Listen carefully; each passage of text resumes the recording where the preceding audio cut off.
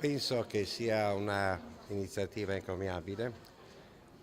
Come dicevo nell'illustrazione, siamo i primi in tutta Italia, ecco perché ho definito la parola antesignano da parte del Corecom. Ritengo che sia molto importante questa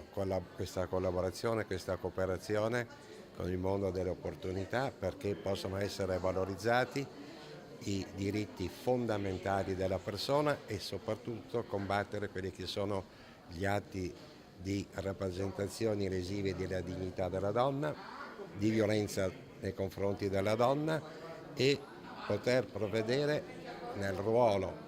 e nelle funzioni e nelle competenze del Corecom, poter intervenire per eliminare,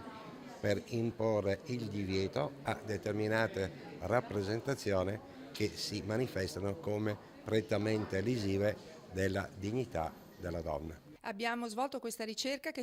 si divide in due parti. Una parte analizza la rappresentanza delle donne nelle TV locali e abbiamo registrato in particolare una buona presenza tra le giornaliste, nell'ambito dei giornalisti delle TV locali, una rappresentanza un po' inferiore per quanto riguarda le conduttrici dei TG, dei notiziari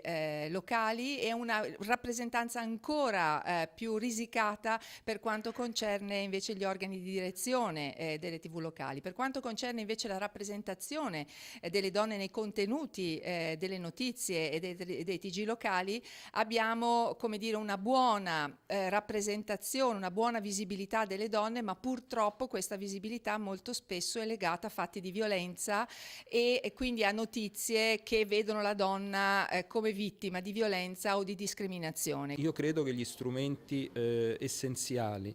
per promuovere la figura femminile nel mondo dei media siano due. Uno, usare il narrato televisivo mettendo in evidenza quanta professionalità, quanta eccellenza al femminile c'è in tutti i settori professionali, culturali e sociali. L'altro è il giornalismo d'inchiesta, un giornalismo non superficiale che non vada alla ricerca del gossip o delle morbosità, ma tocchi nel profondo i problemi e cerchi soprattutto di contrastare, denunciare innanzitutto ogni forma di violenza, ma soprattutto direi contrastare atteggiamenti di tolleranza, se non addirittura di giustificazione della violenza sulle donne.